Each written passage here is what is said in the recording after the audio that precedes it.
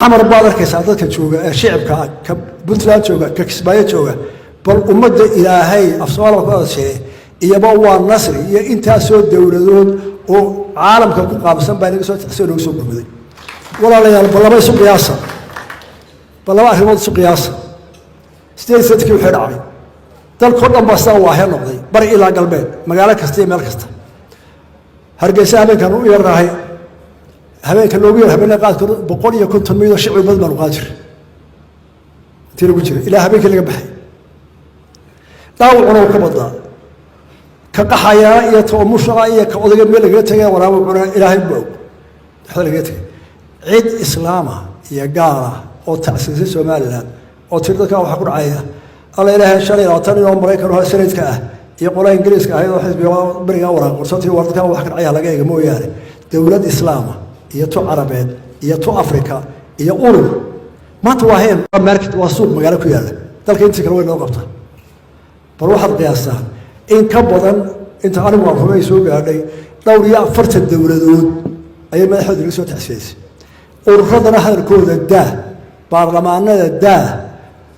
dadka jaarka ah ee Soomaaliya ku hadlo horta iyaga meel ay joogaanba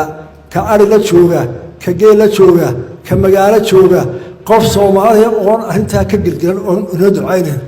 oo gurmanayn malaha waxa arkay laba nin oo kilka shaqada gabayaya oo sida arinta uga murugoonaysa uga tirayaan mid laabad baa midna Xasan Nuur baa sidoo uga gabayaan ee arinta ugu hadlayaan adigu adyaabsi ficayso waxaad dhageystay dumar Jabuuti jooga oo dumarka sarfayaasha ah oo say uga hadlayaan adyaabto dawladda iska dhaaf xamar baad arkaysaa dadka jooga ee shicibka ka Puntland jooga ka Kismaayo jooga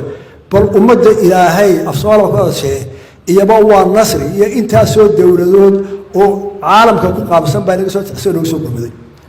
waa Ilaahay mahadi maxay ku timid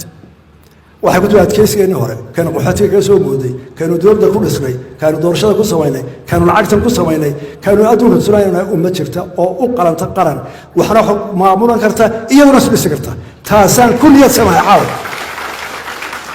bal u fiirsada ardayda jaamacadaha ee gabar leh ee wiil leh hooyada shanta xaafadda Hargeysa